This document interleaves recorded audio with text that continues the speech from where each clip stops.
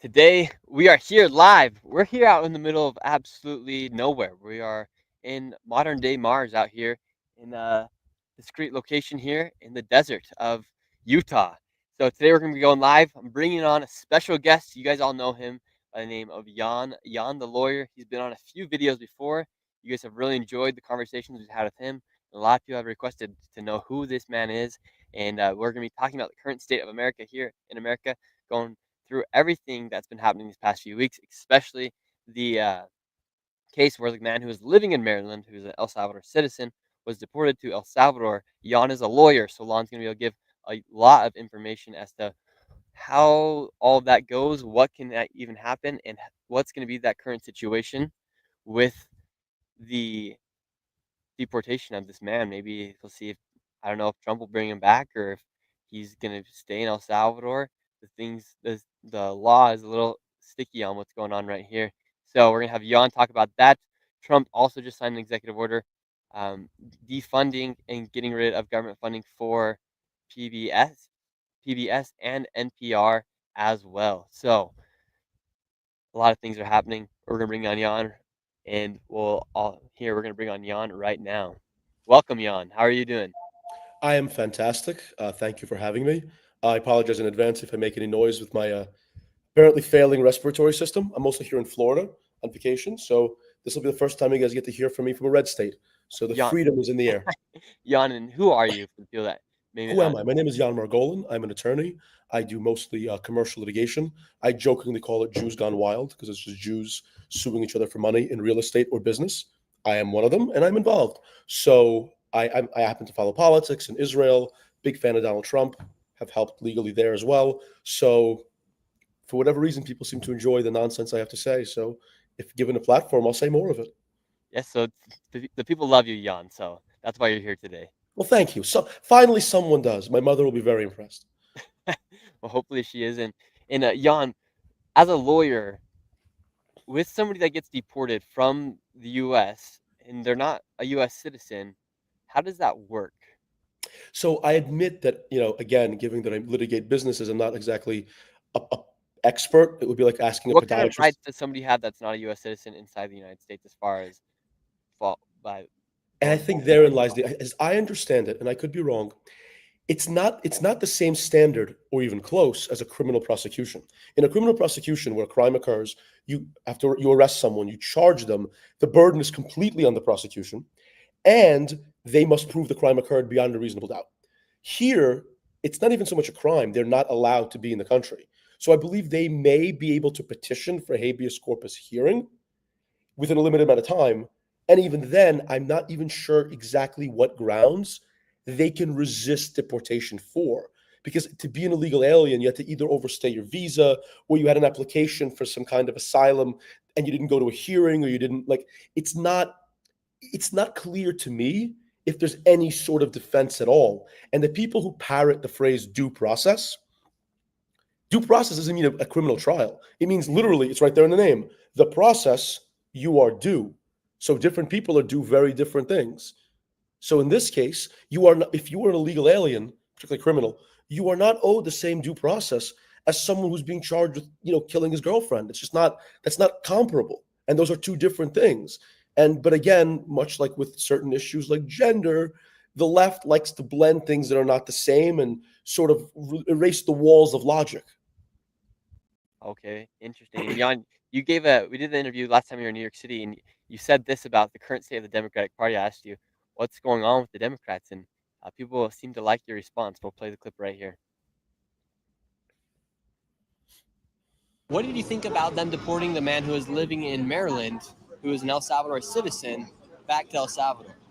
It's really amazing. The four people that the Democrats have picked to be their saviors, to be their symbols, are an illegal alien and gang member, are a kid who killed a CEO because she was mad with a gun, which they hate, is a Palestinian or Muslim student for the last 20 years who is supporting Hamas. And the fourth is, oh yes, the black kid who stabbed the white kid in the heart. So it's amazing who they've picked to be their bannermen, the Four Horsemen, I guess. I think that they have incredibly poorly picked what issues to stand up on, and to believe that this particular their whole thing is, but don't you think you'd be better than her? But this is an exception. But he's a gang member who was a criminal and who's been found to be a gang member, and he's being deported back to the country he's from in the first place. And I'm sure you saw that wonderful photo op with the margaritas, where the Democrat senator from Maryland went to meet with him, and the president of El Salvador slipped the margaritas to make them look even more decadent than they were. And I think that kind of highlights the difference between the two sides. So, Jan, here you said the Democrats currently, right now, their four things they've picked to be the horsemen are the they've crowned this man, the Obrego Garcia. They're protecting illegals. They're praising assassins, protecting anti-American foreign students on visas, and they have supported a cold-blooded murderer who killed a teammate at a track meet. So why do you think they have chosen to stand so much for these causes that they're fighting for so much right now? Especially, for instance, it kind of bugs me a lot when they're so angry about this deportation of this man from Maryland, and they're covering him every single day. It's been almost 2 weeks now, and every single day there's a new story about this guy who's locked up in El Salvador. Meanwhile, when a mother of five who lives in Maryland, was killed by an illegal migrant, these news networks, MSNBC, CNN, they never even covered the murder of this mom. I think to explain this, you have to go to the concept of what the word woke means. A lot of people on the left like to scream, oh, woke means nothing. It was made up. It's from a song. No. Woke comes from Marxism, where Marx talked about being awakened to the struggle. So Marx cared about the struggle, that what he believed was a struggle of classes. And in his mind, in his demented mind, he believed that there's only the oppressors and the oppressed. And that role can never switch, meaning if the oppressed take over and they start executing their oppressors, they're still the oppressed. That never flips. They view the world through a Marxist lens, a cultural Marxist lens. So to them, all these people, a kid who claimed his father or his uncle didn't get health care when it was Obamacare that made the insurance company so powerful, he's a hero. A black kid who killed a white kid, even though he was 100% wrong, went with a knife to the track meet. And when he was caught by the police, his first remark was, do you think this can be self-defense? That's a hero because he's black, other kids white, he must be wrong. The Palestinian kids, they perceive these Arabs as being victims. Meanwhile, Israel's a tiny country surrounded by Muslims. Yet somehow this group is special because, again, he's anti-white, anti-Jewish, anti-American. And Garcia, of course, is a cherry on top. An absolute legal alien, a criminal, gang member, with no right to be here. And I'm frankly not aware of any defense he might have if he was hauled back in front of a judge. But in their mind, they view Donald Trump through such a broken lens that because Donald Trump sent him there where he belongs before the hearing that someone claims he should have had, that's a constitutional violation. The fact that January 6 people who basically broke into an office and farted on Nancy Pelosi's desk, should be sitting in jail, no charges. I think that they treated J6 people the way we treated Al Qaeda members. They might as well have been in Guantanamo Bay. And yet, somehow, that's not a violation of due process. And this is. When you're a farmer and you can't use your land because there's a tiny fish buried beneath like one pond, that's not due. It's perfect due process to not let you use your land. But here, hauling away an illegal is the worst thing ever. They're so good at picking the worst topics. But in their mind, all four of these people are oppressed. And all four of them represent causes of anti-oppression. It's intersectionalism, where all oppressed groups must support all other oppressed groups, which is why you see gay people marching for Gaza when they'd be murdered in Gaza. Yeah, I think it's super interesting why they have decided to choose these four causes, especially like the kid who killed the guy that tracked me, and the right now the Abrego Garcia. And there's a clip right now that was released the other day of Abrego Garcia getting pulled over for potentially human trafficking people. Let's play this clip right here as well. And let's get it up here on the screen. Have you seen this clip yet, Jan? Yes, I think I've seen it with you actually, but we can play it again if you'd like, Okay, yeah, let's see it right here. just so everyone So has context. pull this up on here onto the stage. And here is the clip of them pulling over Abrego Garcia in Tennessee in 2022.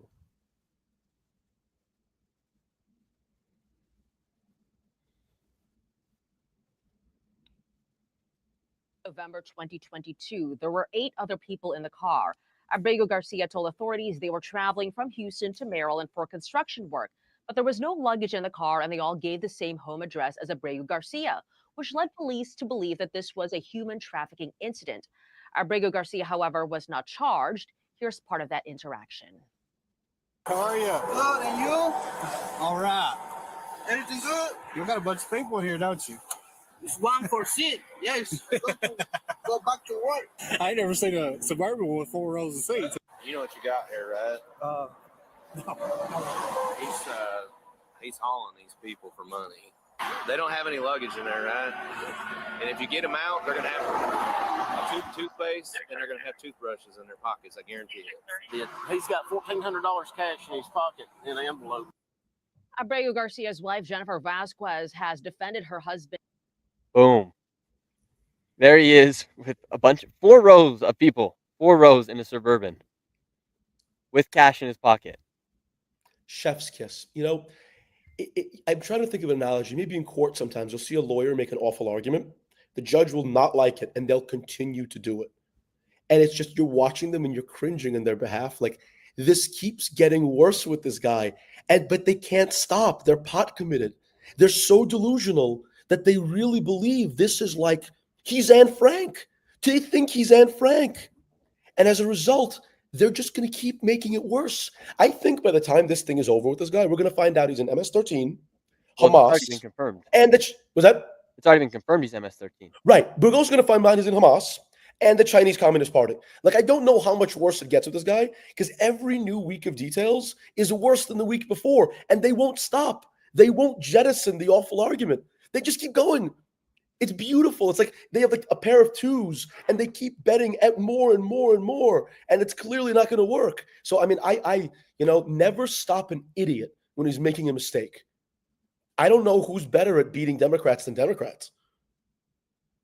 Yeah, their records or their approval ratings at an all-time low right now. And I think it's, and were you able to watch the interview that ABC did with Donald Trump the other day when the ABC reporter tried to tell Donald Trump that the photo was Photoshopped of the tattoos on the guy's hand? I'm aware of that. I'm aware of that interview, and it's so fantastic because there's a great saying I heard once.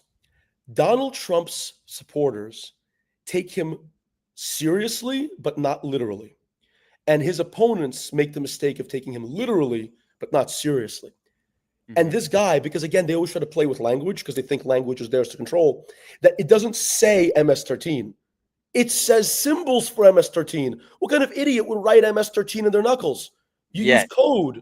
It's like people online, when they want to say Heil Hitler, they don't say that. They write HH or like 88 or whatever. Like, you're not an idiot. And it's funny because they talk about these tattoos like, oh, well, maybe it was translated into MS-13. And in the photo, it was his knuckles, it was a marijuana leaf, a skull, something else, I believe. But it translates to MS-13, and then they wrote in Arial font MS-13 so people could understand and translate that. And they're saying that, well, that was a Photoshop photo. When I went to El Salvador, I met with the minister there who's over this gang crackdown. And what most people don't know is El Salvador has a book that has translated every single piece of gang affiliation in their languages, the music they listen to, the tattoos they get on their body, into a book about this thick that shows everything about who these people are. And it's a clip that needs to be seen by more people. I have it right here. And just take a look at this. After discussing with him the power of God inside the government, he showed me a book that shows exactly how each gang would mark themselves with what tattoos and even their alphabet they used to communicate with each other. Now, do you think the gangsters are happy about Nayib Bukele and him putting them all in jail? No, they are not happy, but this is the idea. Just wrapped up the interview. So literally inside of this book right here, inside of this pamphlet, you can see they have everything. They have it down to, it's almost like looking at hieroglyphics, looking at some of these tattoos. It is hieroglyphics. Because look, these guys had their own languages. These tattoos, their hand symbols, they have it down to. Can't zoom in anymore. They have it down to literally the exact definition as to what Crime these is a are. business, as they say. And look at like here's the alphabet they have. Like they have all these alphabets. This is for Bandia 18, so Barrio 18. This is their hieroglyphics, their secret coded languages. These gangs have. I mean, I'm from Russia. Like gangs to use symbols all the time. Remember that movie Eastern Promises? Stars on your knees because you never kneel for anybody. Does that mean he's a star? Is that literal? Like I think what's funny about this whole situation is the people who are upset about this more than anybody are white liberals who are nerds who sit in their one-bedroom apartment. They've never been in a fight. They've never been in the street. They've never actually met a gang member. So in their world, they can't understand how the underworld functions.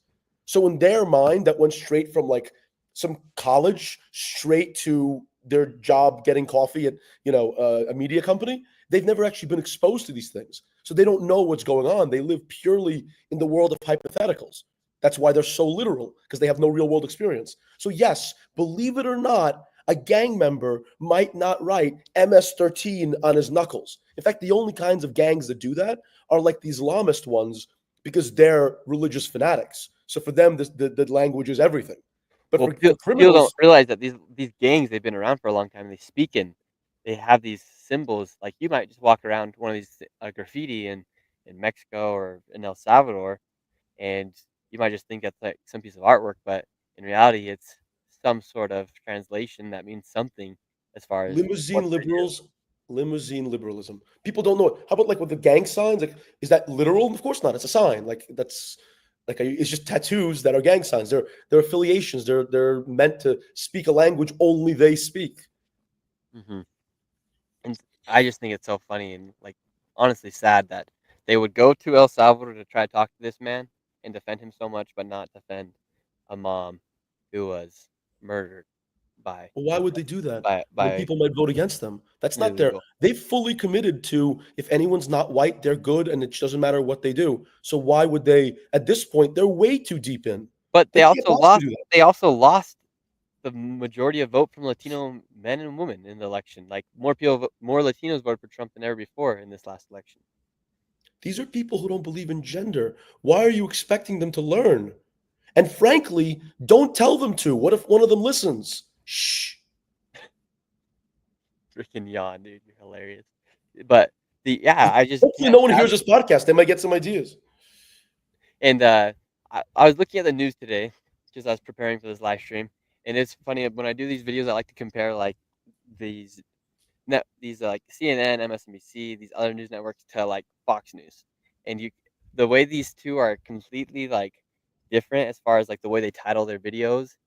You'd think you're living in two different realities. When I go You are, I'm and you traveling and are. I stay in my hotels, I often turn on like MSNBC or CNN to like see like okay, like let me prep for my interviews, what I'm going to say to people, and you realize like this is why a lot of people think the way they do, and I mean everyone has the right to think in whatever way they would like.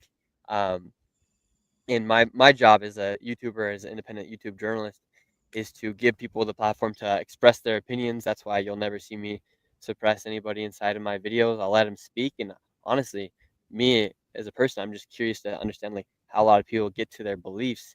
And nowadays, more than ever, you're seeing more people believe in a lot of these crazy ideas inside of these protests. I mean, how many times do people here inside of this chat see me get attacked at a protest for just asking people simple questions as to why they're protesting, what their signs are?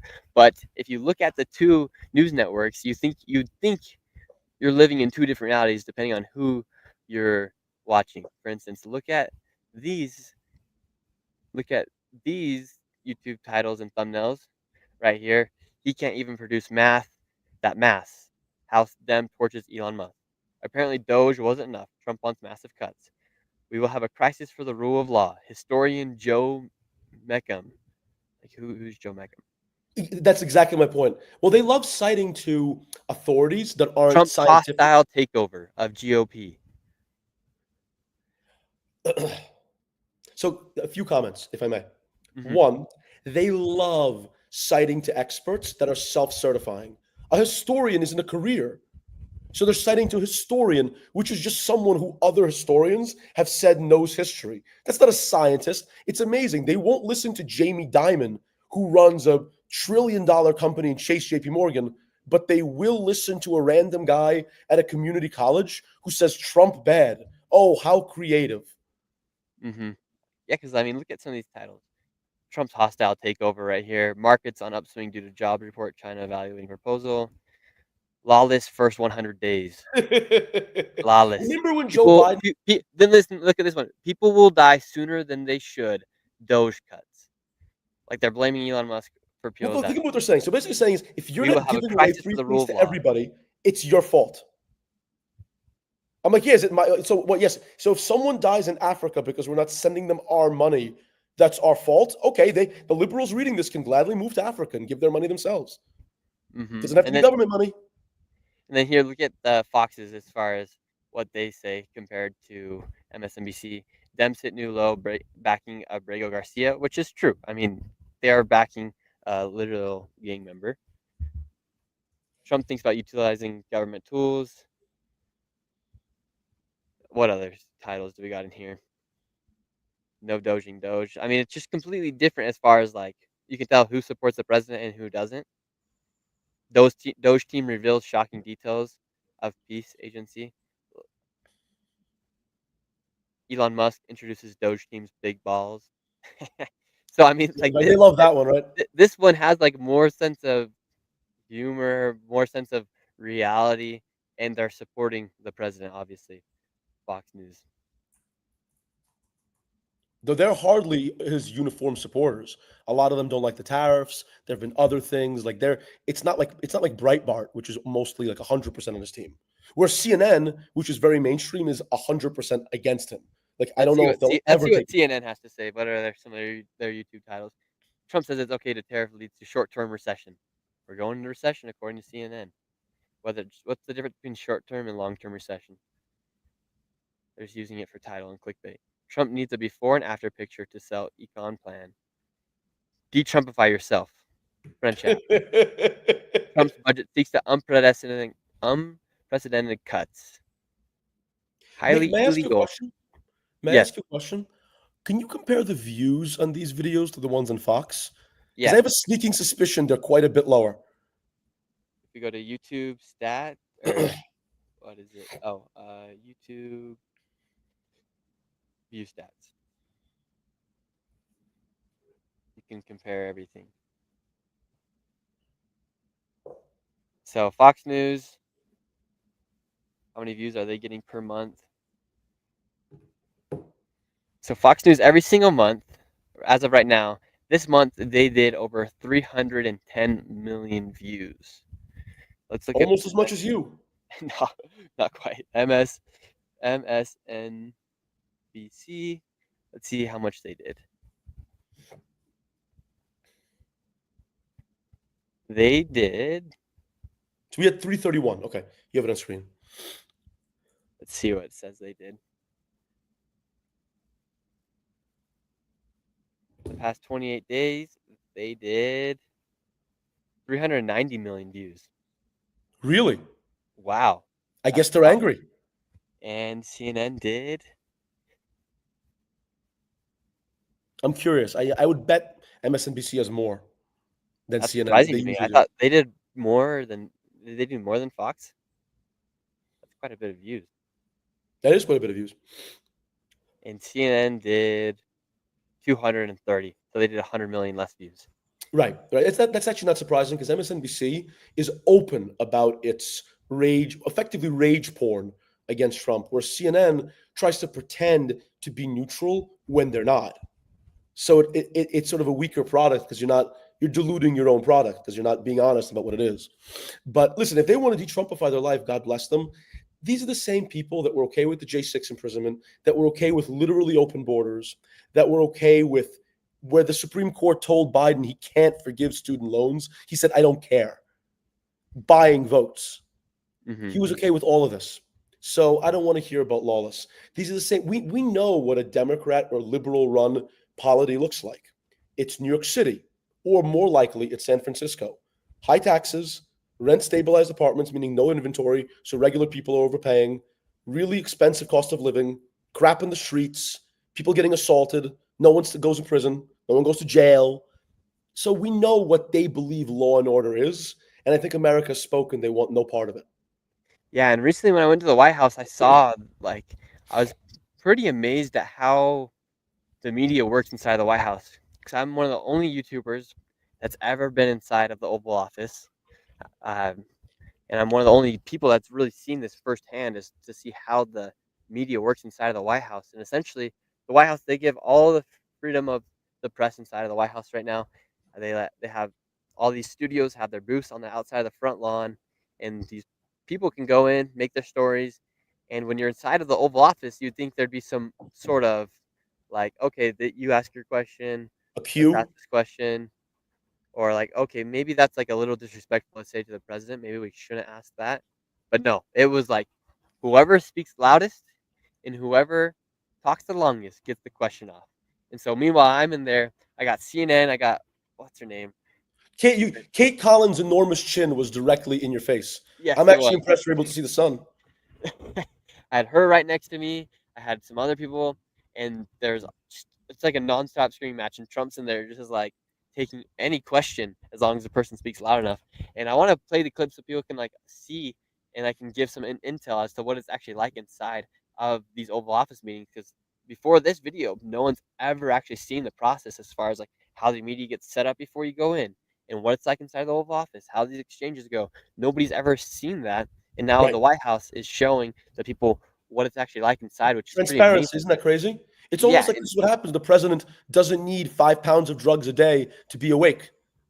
and they actually are. And I mean, hate Donald Trump or like him, it's pretty amazing that he's just able to take questions from quite literally anybody and not and be able to respond to the questions without having like Are you showing a clip, or can I make a comment about that? what? I was going to say what I noticed was interesting about Trump this time versus last term. Last term, he would follow what the media is saying. He'd get baited into debating with them and arguing, getting angry. And this time, what he does is he just co-opts the question. So they'll say like, "What do you say to people concerned about the deportation of this guy?" He'll say, these people, when I won, these people, we had so many crossings, and he'll go on this long repeat of like his campaign promise, and he just completely co-opts the question. By the end, the journalist doesn't know what to do. So I think his new thing is just overwhelm them with his own like words and the usual talking patterns, and not fall into their games of like playing a tug of war on their terms. Mm-hmm. Yeah. So like in this clip right here, see, you have Stephen Miller inside the Oval Office meeting. It's Donald Trump, Nayib Bukele's cabinet, and then you have J.D. Vance, Kristi Noem, Marco Rubio, Pam Bondi, and Stephen Miller, who's an advisor of the DHS. So you have all these people here, and then you have Caitlin Collins, who just does not stop at like she With her literally masculine voice. keeps talking. Mr. President. And I'm like, shouldn't you like show some respect towards the president? And just here, we'll watch the clip. Let's see.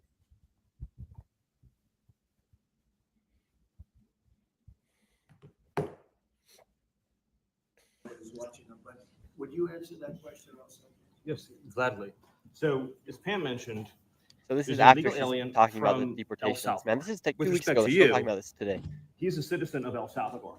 So it's very arrogant even for American media to suggest that we would even tell El Salvador how to handle their own citizens as a starting point. And I can promise you, if he was your neighbor, you would move right away.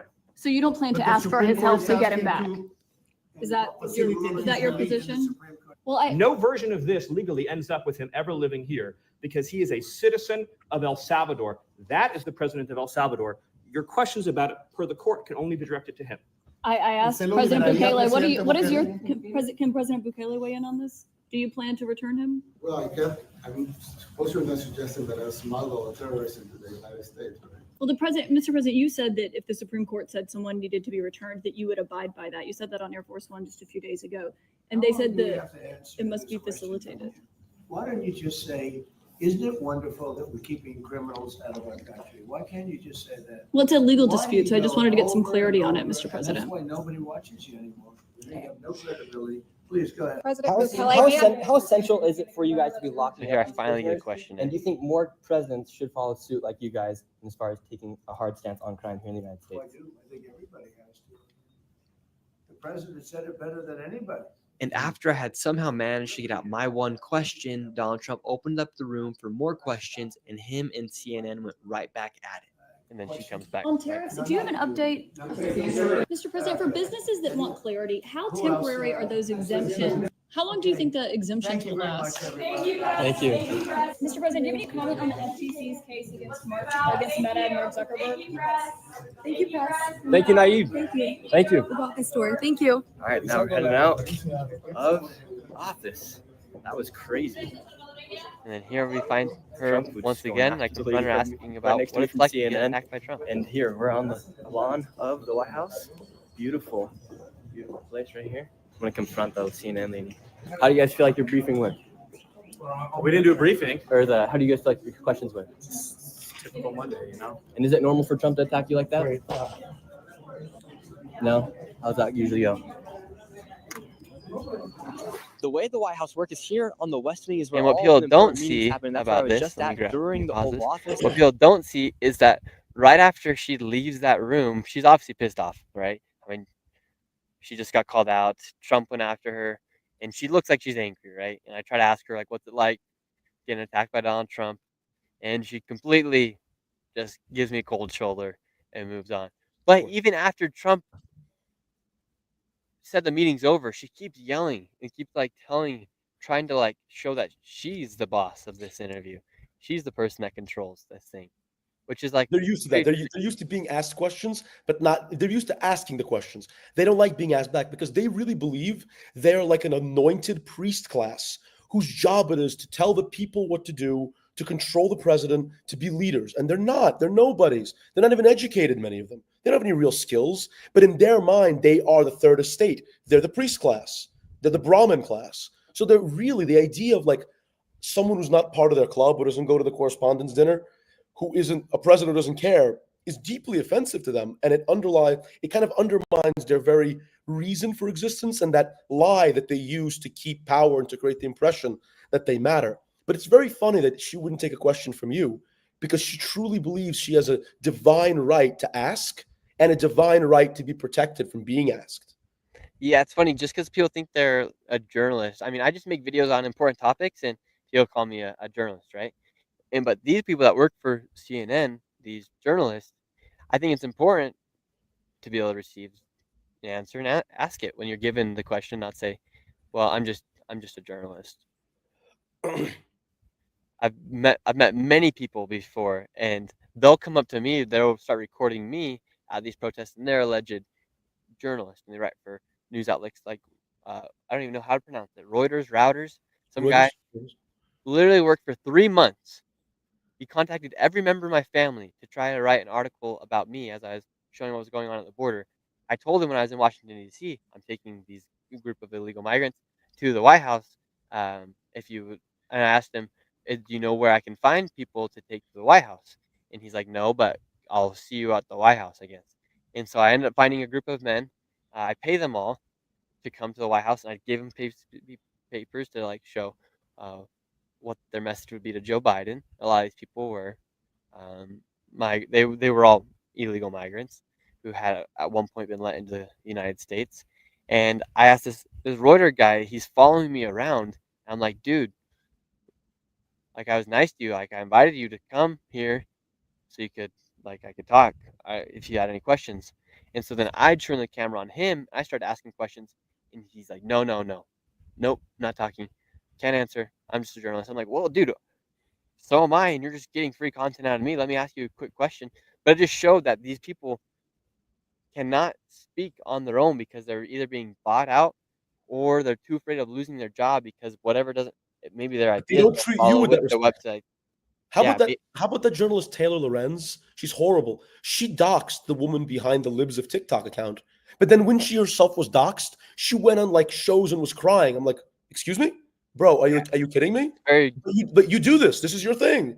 What's the big deal? Double side. And I was just amazed by this one guy at Reuters. I'm like, dude, you can't answer a simple question about what you're doing and when this thing's gonna come out. But meanwhile, you're just following me around, putting a microphone in my face. I'm like, when I do that to somebody, or when I'm even filming and I have a microphone, like sometimes I get like a little anxious. But this guy's just like no shame. It's like they don't worry that their face will ever be shown because they just hide behind a camera and they hide behind these websites that really none of these people read. And these people, these major companies are getting funded by, they were getting funded by USAID or by big time billionaires, George Soros. And so whether their article gets 10,000 views or 100 views, their paycheck remains the same. The word journalist isn't real. Like there's a standard in the law. I remember I had this in a case that talks about like the 4 points that make someone a professional. It's like whether you have a license, education, whether there's like a standard, also whether you can be sued for malpractice. Journalism is a declaration. I've been to these like anti-Israel protests, counter-protesting, and these kids in a mask with a home-printed press pass. And technically they're press. Like the word press, which is protected by the First Amendment, isn't defined by what it actually is. So anyone can declare that they're a journalist or in the press. It's not a declaration. If you declare you're a journalist outside, you can be a journalist. If you go outside and declare you're a doctor, you're going to get arrested for the illegal practice of medicine. That's the difference. Yeah, you don't need to have a certification to ask people questions. And that's why people enjoy my content, because I'm just simply going and asking people the questions and bringing the news onto the streets versus having someone sit behind a desk and talk about what's going on. Right now we're on freaking Mars, right? We're here Yeah. everywhere, talking to a man I met on the You've street. done it all. And yet you're home and yet you're far away. Yeah, You've someone taken a in great the risk. chat says journalist more like activist. No, there's no question that the idea of a journalist as someone who delivers news is dead. They want to be the news because, again, they're small people, liberal arts colleges, started serving coffee. I wonder how many of these female journalists slept with their boss to get where they are. And now they want to control the news because, again, they think they're the priest class. They think their job is to dictate morals the way that the papacy used to, or the way that the imam did, or maybe I don't know, like the temple Judaism and the Cohen and the Cohens. That's not what they are, but they want to be. And so that's why they hate Trump so much, because his whole thing began with attacking the media and its lock hold on what the truth really is. It's crazy. Because they believe they should set reality. They're the arbiters of reality. Somebody here in the chat says mainstream media is the enemy of American people. Correct. And it's interesting because when I was at the White House, you see Donald Trump, whether you like him or not, every single morning he's waking up and he's battling the media. He's correcting them in these interviews, saying like, "No, this is not true." I think the ABC interview was just like, I remember I was in my bed just listening to it as I was falling asleep, and I was like, "What is this guy saying?" He's interviewing Trump. Trump gave him the opportunity to interview him and talk about, give him the chance, and he's calling Trump a liar straight to his face about a photo that of the guy's knuckles that the White House clearly put in Arial font, not a tattoo, MS-13, so people could translate what that tattoo meant. And he's calling him out on something as petty as that, which I found mind-boggling. Let me tell you something. It's also very funny about that. They call Trump a dictator. I can name on one hand the number of people in history who've called an actual dictator a liar to their face and weren't immediately shot. That number is zero. So if Trump was a dictator, that would not be possible. I promise you, no one called Ivan the Terrible a liar to his face. Yeah, this interview with this guy, it blew my mind. I'm like, you had the chance to interview the president, and Trump at one point he was like, are you kidding me, dude? He was just like kind of in disbelief. You could tell he was over this guy who's saying that this photo is Photoshop. Well, he saw this as a shot. This guy saw this as his shot to become the next Jim Acosta, which of course is funny because Jim Acosta's career is over, but because no one cares. But in reality, all these guys, when they get a chance with Trump, they think this is their chance to make Trump look bad, become a meme, and make a career out of it. And instead, does anyone talk about David Muir anymore, who did a terrible job with that debate and it didn't work out? Kamala lost. Now he's not so cool anymore. He can do as many pull-ups as he wants. It's not going anywhere. Yes. Okay. This is the photo. I'm going to pull it up here on the screen for everybody to see because it's actually pretty mind-boggling. Okay. So this photo is obviously very much. It's the photo, and then do they think anybody actually thought that that was MS-13 tattooed on this finger right there? Is it coming through? Oh wait, it's not coming. Yeah, I'll tell you. There it is. Okay, there we go. So here's is the photo they're talking about. That's Photoshop, and these MS-13 are referring to the symbols: the marijuana leaf, the smiley face, the cross, and the skull. Right. That is So, okay. translated to He labeled the photo, and they're claiming the labeling is photoshopped. yes, they're claiming the labeling is Photoshop. Well, you know what else? Did they know? Here's another scandal. Did you know that the dinosaurs in Jurassic Park weren't real? Oh my God, that's crazy. Like, yes, he's making a point. He didn't say that's written there because if it said MS-13, you wouldn't need the symbols. Yes, and then we know now, knowing what we know from El Salvador, is we know now that these tattoos have been studied over and over again by the El Salvador government, where this man is from, to translate to this day. These with these books that they have made to take down the gangs. I should really repost this clip of this book. No, it's a great clip. I mean, obviously, this goes without saying. The fact that people on the left don't understand that gang members don't communicate in plain English or plain Spanish when they're an underground criminal organization, it just shows you how far removed they are from ever being in anything more than a book club. Mm-hmm. Book club. Yeah, very, very true. And Jan, what do you think about them? Did you recently see that that now Trump has signed an executive order to remove the funding from PBS and NPR? Love it. And why? So here's the why did the U.S. ever start funding some of these organizations? I wonder if the U.S. used to be a much more like not naive place, but just like a friendlier. And there have been times with great partisanship, obviously before the Civil War, Andrew Jackson's era. But I think there was the regular people were just much more gullible and much willing to believe, and the government in turn maybe was a little less controlling than it was in the post-war era. It's interesting. There's freedom of press, there's freedom of religion. There's also separation of church and state. But what we don't have is an establishment clause or separation of church and state, no establishment, for media. What people don't understand is that a free media, does not mean that you have to support a media that is clearly biased, if not dishonest. And second of all, you have to fund that media. There is nothing that violates the First Amendment about not funding NPR. I would argue that funding NPR is borderline on violating the First Amendment because you're in essence endorsing a political position or a form of speech. You shouldn't be doing that. So again, if the founding fathers perceived the risk of a single church in a particular state becoming dominant and merging with government, they didn't perceive of a group of media members in essence merging with government. What does Trump call them? DNC, Like we saw the way the media treated Biden with kitty gloves, asking about his favorite ice cream, or the way that Jen Psaki talked to the media about how they think that Spotify should censor Joe Rogan over COVID. Like there is no separation of media and state. Why are we funding these hyper-liberal, false quasi-intellectuals? Frankly, we should claw that money back. It's ridiculous. Mm-hmm. I mean, millions of dollars are going to a lot of these organizations. And don't even get me started on the NGOs. Yeah, the NGOs. What do you know about the NGOs, Jan? I mean, at this point, I bet there's a guy in Hamas sitting on a couch that our taxpayer dollars paid for. Yeah, wouldn't be surprised.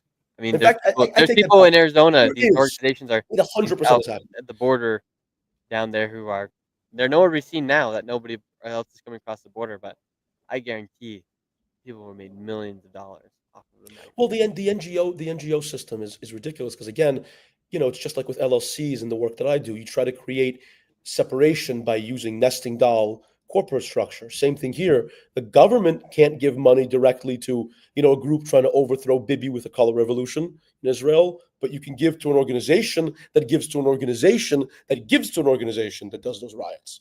So that's how you do it. You hide money through chains and you hire people for positions for patronage. Didn't that Judge Boasberg, doesn't his daughter work somewhere or had some job or had some NGO where there was money going there? Isn't that amazing? Mm-hmm. Yeah, I talked to one mayor. Also, Mershon, the judge in New York, his daughter was like working for something. Like there's always some, isn't it? You keep digging and you find a family member getting government money.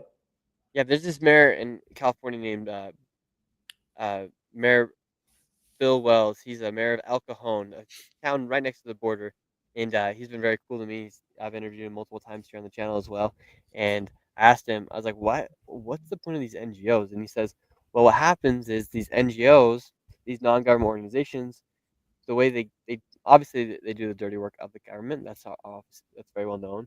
But what happens is they get the money from the government, whether it be the state or federal government, and then when it comes time for these politicians to run for a campaign, they know exactly where they can go get the donations from and where to get the funds from, and it's untrackable because once the money's in there, who's there to vet where that money is going to be going, where it gets sent?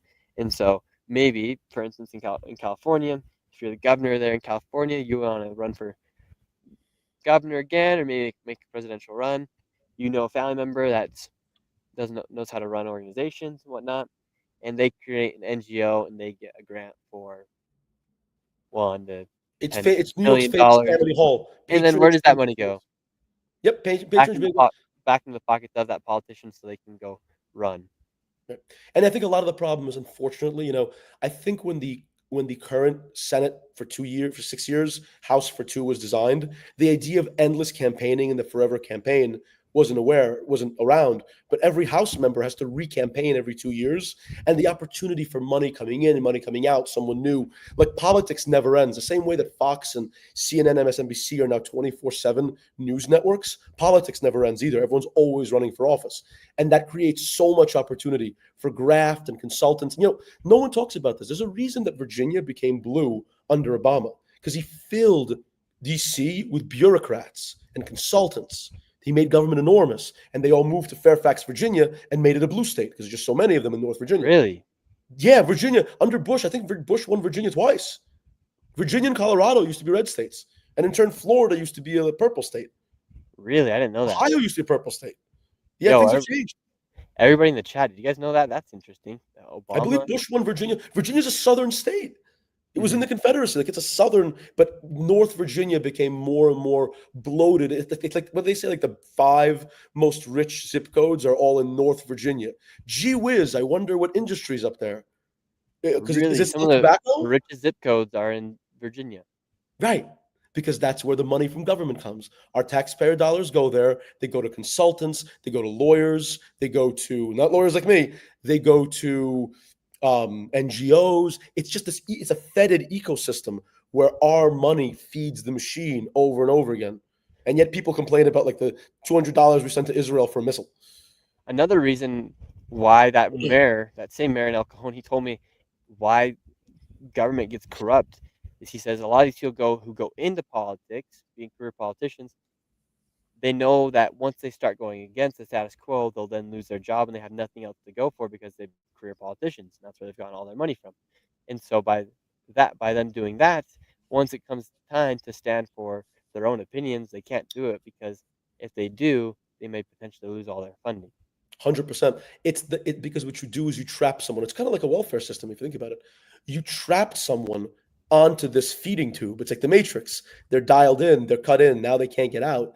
And I believe the phrase senator, the name senator, is Greek. It means old man. Back then, the idea was you go into politics instead of retiring and you give up the last parts of your life for your country. It's public service. Now, people go in for their career and they enrich themselves on politics. And on the left, that's much more promulgated than on the right because the left's all about social programs. The more social programs, the more money's coming in. It's harder to make money from government when you're cutting taxes. Interesting. Do you think that's why there's so much opposition with Doge? Oh my God. This is what happens when the boat sinks and the rodents come running out. Except in this case, the rodents have buckets and they're trying to get the water back out of the boat so it can float. Like, this is their lifeline. Because they know that their money could be getting cut. You ever turned over a rock and you see all the bugs scuttling out? That's what this is, right? This has been a grift that they've been living on forever. Look what happens in blue cities and all these various racial baiting groups that get money. Now multiply that by 100 because it's the federal government. That's what this is. And you live in New York City, Jan. And do people... Right now you got AOC. She's running the oligarchy tour with Bernie Sanders. Isn't it amazing? Okay, so the word oligarchy means, like, I believe it's a group of powerful, it's a cabal of powerful people that run the country. Democrats, because they hate men, hate the idea of a strong man. Putin offends them, Trump offends them. But the one thing they love is a shadowy cabal of quasi-intellectuals, experts, sitting there and telling us what to do. Now, Bernie Sanders is a lifelong loser, a self-hating Jew. I think his electricity was turned off at one point in his 20s. He's accomplished nothing in his life except be a grifter, right? He just never stops. He hates what he's about. He markets himself to the fringes of the left, and they love him for it. And he, in turn, is quite rich. How many homes does he own? He loves getting those questions because he gets so mad. Didn't his wife run a for-profit college into the ground? It's amazing. The guy who wants free student or forgiven student debt ran a college into the ground. What a hypocrite. And as for Cortez, she comes from a wealthy family. She went to Boston University, probably a top 50 school, great school, economics degree, and all she did was dance half naked on the roof and then get a job as a bartender. Her failure is her qualification. What a joke. But that's what it is. I think it's Ayn Rand that wrote that, like, there's nothing worse than people whose qualification is that they need something. And What's these are Bernie these people. Sanders doing right now? I mean, shouldn't he just like give up politics at this point? Like, he's not going to become president, right? He's grifting. He's making money. They say Trump's too old. How old is? Bernie's in his early. Bernie's in his early He looks 80s. older. But Bernie is well preserved because, remember, he doesn't do anything. If you take a car and sit it in your garage for 20 years, it's not really a 20-year-old car. When you've never had a real job, it's much easier to be, lively at 82. Trump's run a lot of businesses. He's done a lot of different things. I mean, Bernie Trump Sanders looks a lot better has than Bernie about Sanders. Israel. That's about it. Bernie Sanders looks like an old man. He's looked like an old man his whole life. I saw Chuck Schumer, and that man looked like an old man. I saw him in New York City. He was hunched over, and I felt like playing the Simpsons theme song behind it. Or he actually kind of looked more like the guy from Beavis and Butthead. He doesn't look great. Unfortunately, Chuck Schumer's become like, I hate to say it, if you ask a neo-Nazi to draw a picture of a Jewish person, they wouldn't draw me, they'd draw Chuck Schumer. Like, he's become a stereotype of himself. And I think he's under a lot of pressure because he's trying to cater to the moderate wing of his team while also showing how much he hates Trump and being a hyper-leftist. It's very hard for him. And look how big these crowds are that AOC and Bernie are polling. They're getting pretty. Yeah, because these people have nowhere else to be. Look how big they are. Yeah, but when you go to a Trump rally, these people have jobs and families. When you go to this rally, half the people here are still figuring out what gender they want to be tomorrow. They don't know what's going on. Where else are they going to be? Yeah, I mean, this is Los Angeles, so it is a blue state. But even Right, in Utah, they pulled a big crowd. Utah, my home state, it's turning blue and liberal. I don't know. It's weird. I'm trying to find this video of what is it? The Fox News did an interview with Elon Musk recently, and with Laura Trump. And I mean, Elon, I think he's worried that someone's trying to off him. Honestly, I think he's like actually scared as far as how crazy some of these attacks have become. Let's listen to this interview. Sure. You sound okay. I'll turn it on. It's about a 3-minute interview. You grew up in South Africa. You lived during a period of apartheid. I'm sure you've seen a lot of horrific things. So to be called a Nazi by people, to be made out to be this monster, that must be really hard for you. Well, I mean, look, it's a relentless propaganda campaign, which obviously President Trump has experienced for a very long time, 20 years, maybe longer. And politics is a blood sport. So they're going to come up with whatever attacks they can to destroy the public perception of someone. Now, obviously, I've not harmed anyone in my life. I'm not. So it's an outrageous thing to claim that I'm a Nazi, because the issue with Nazis was not their mannerisms or their choice of dress, but the fact that they killed millions of people. That's the issue. They've also called President Trump a Nazi, and I think there was one publication that said he's worse than that President Trump is worse than Hitler, Stalin, and maybe Mao combined.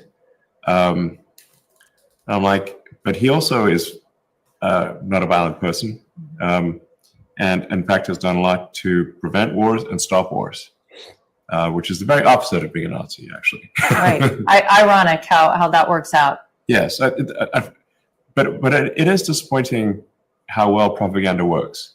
Yeah. If you repeat a lie, the sort of he's a Nazi lie enough times, some people actually believe it, especially people that still believe the legacy news.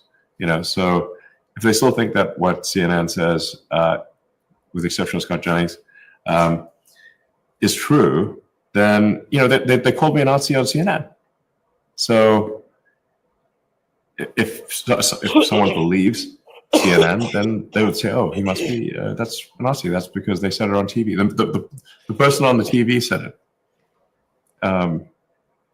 Yeah. So, but they really are trying every angle to get me. So they would for sure try, if they could press a button and kill me in reality, they would press that button immediately. Wow. But since I'm a little difficult to kill, they are doing character assassination instead. Hey, Sean Hannity here. Hey, click here to subscribe. Interesting interview, right? Elon speaks well. And Jan, you're a Jew. I am. I don't look like one, but I am. And they call Elon Musk Donald Trump Nazi, and right there he says, "Well, how can I be a Nazi?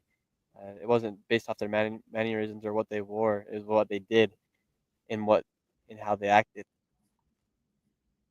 and they killed millions of people. Elon Musk hasn't killed a single soul. How do they call him a Jew? Hang on, they call him a Jew or a Nazi? Or how do they call him a Nazi? I like when they call him a Nazi because there's something called Godwins Law, and it's that in an internet argument or an argument at all, someone will invariably call someone else a Nazi, and that person has lost the debate. The minute you've called someone a Nazi, first of all, they're not a Nazi. Second of all, these people don't know what a Nazi is. They don't understand what National Socialism is. They don't understand what Prussianism is. They don't understand what the situation at that point was, the interwar period. They don't know anything, right? And second, and also the people who hate Nazis, worship communists, which are effectively the same thing. So when someone calls someone else a Nazi, that's a great thing because that means they've lost the debate. And guess what? America's a beautiful place in that you cannot win with just liberal morons in New York and LA. You have to win independence. And nothing loses independence more than calling your opponent a Nazi. So does it offend me? At this point, we have so-called Palestinians marching to the streets, heiling Hitler themselves while calling my people Nazis. So the word has become so tortured and twisted out of shape that it has no meaning at all. Mm-hmm. But it annoys me, but it also kind of makes me laugh because I'm aware that this is it's just neurons of a damaged mind misfiring. Yeah, but honestly, I think it's one of the most offensive things you can say to somebody. Just about, right? I mean, nobody supports what the Nazis did. Whether nobody like within reason, like right. Whether you like Jews or not like Jews, whatever. Like you cannot support the killing of a group of people. Just because. Well, remember, Nazis didn't just kill Jews; they also marched into Russia, hoping to subjugate the entire Slavic people as a slave race. They also had some of the most. And by the way, many of them they made peace with a lot of these Islamist groups in. The former Ottoman, then British holdings they conquered. So they have a lot in common with things like ISIS. In fact, Hitler thought Islam was a great religion.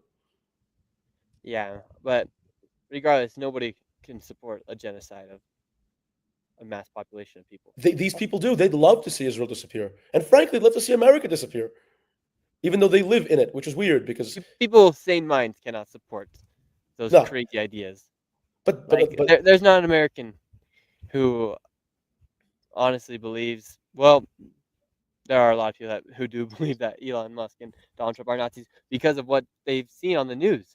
And we saw it earlier on the stream. These news networks are just on YouTube alone. They're receiving over 300 million views a month, which is almost the entire population. It's interesting also, if you want to talk about who's a Nazi, one thing, and Gina Carano got actually canceled for this, so she was right.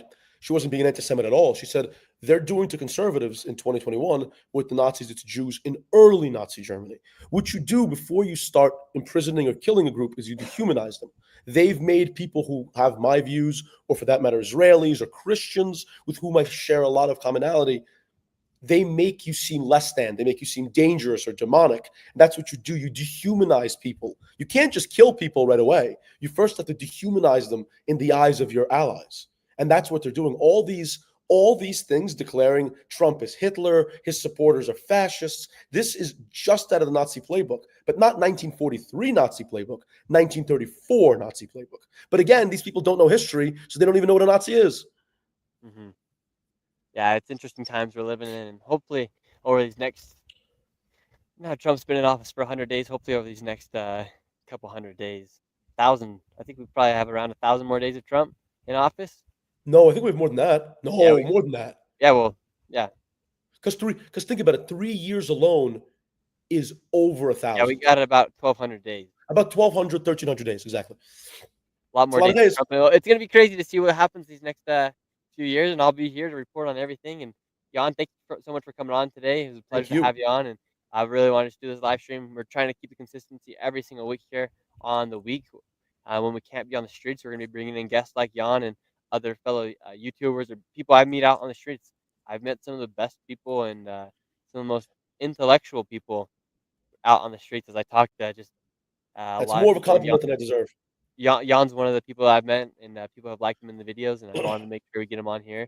And Jan, is there anywhere where people can find you as far as Instagram or anywhere that you're actually posting on? I think I will drop. I think I'm at like something like I went with a pseudonym originally, something like Jacob Clegane. I want to say the Game of Thrones reference. I can be found on Facebook probably pretty easily. And when you post this, I'll give you a few of my socials. I'm a professional, so it's not like I'm out mostly. I'm not an influencer. I'm just a guy. Yeah, Jan, you can find that's my the cool name, thing Jan about- Margolin. My website's currently down, so you can go ahead and wait until I rebuild it. That's the cool thing about Jan. He's just a normal guy working a normal job, but he's passionate about this stuff. So it gives a different perspective versus somebody that just sits behind the desk all day. And That's not what we do. I mean, hang on. I do sit behind the desk all day, but no, I'm either saying being as law like or being on Reddit. other news anchors that just sit behind the desk, or other podcasters that just sit behind the desk and formulate their opinions based off videos like mine. You know what I mean? I totally do. No, I appreciate you. Anytime. That's awesome. And if you want to become a member here on the channel, it's $5 a month. It really does help support the channel. We're not going to be doing a members only live stream after this because I do have some people here with a group of friends. They invited me out here to this lake out here in the middle of freaking Mars, it looks like. I'll show you guys here on the screen. Everyone's been asking where I'm at. They out here in the middle of Mars. It's a lake out here in Utah, Arizona area. And so there will be no members only. Tomorrow, though, I'll do a members only with my mother, Brooker T. Jones. We'll do around a 15 to 30-minute live stream. We'll have her come on and talk as well. So become a member, $5 a month, and it really does help support the channel. Thank you so much, Jan, for coming on, and we'll see you guys next upload and next live stream here on the channel. We got a lot of crazy things happening in the works right now here on the channel, so I'm super excited, and I know you guys will love it as well. Anyways, thank you guys so much. Peace out. Thank you, Jan. You are the man. Everybody have a great rest of their day. Bye-bye.